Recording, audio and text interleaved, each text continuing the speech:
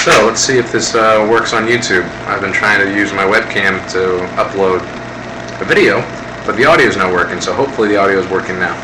But I was going to try to submit a video for garden party about my story of Hollywood, about how I moved out here with a wife who left me 10 months later for a friend who's also in production out here. Ended up being homeless for 5 months, working in production, having to go to work every day and not tell everybody I'm living in a van. I went to the gym every morning, worked out, lost 30 pounds, because when I first moved out here, I got married because I wanted to not have to be on the prowl every night. I actually got married as a career choice, and that's not a good idea to get married for those reasons. So in the past year since that happened, I've started smoking. Don't know if that helps the stress. Helps me lose weight though. Hey!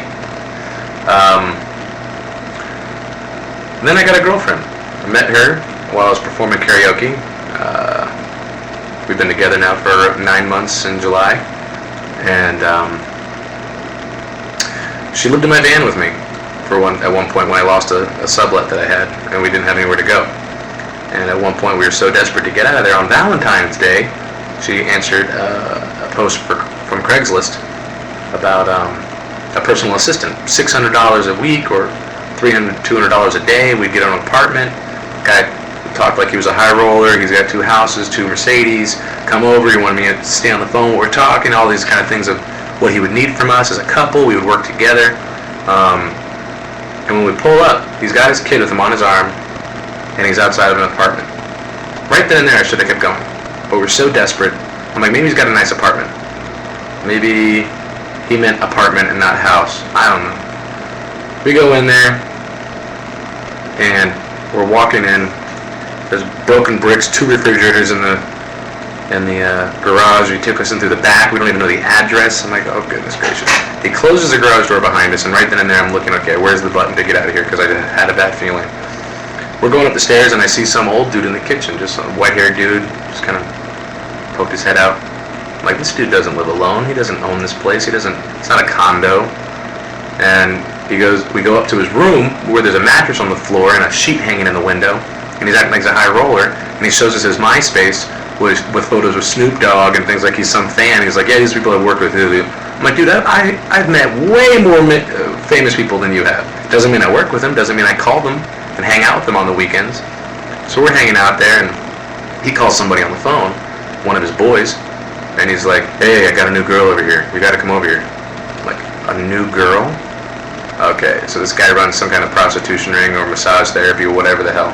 So I tried to find my way out. I'm like, can I use the restroom? He's like, yeah, it's right here. It's in the same room. I was thinking, dang it, I wanted to find a way out instead. So I'm like, all right, so I go in the bathroom, trying to just figure out how I'm going to get out of here.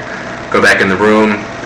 Once I put my hand on the door to get out, he's like, where are you going? I was like, I was going to go check out the rest of the apartment to see if we like the view and all that kind of stuff. He's like, no, it's cool. I'm like, all right, think of something else. Hey, I'm going to go get a glass of water. Do you mind? He's like, oh, yeah, fine.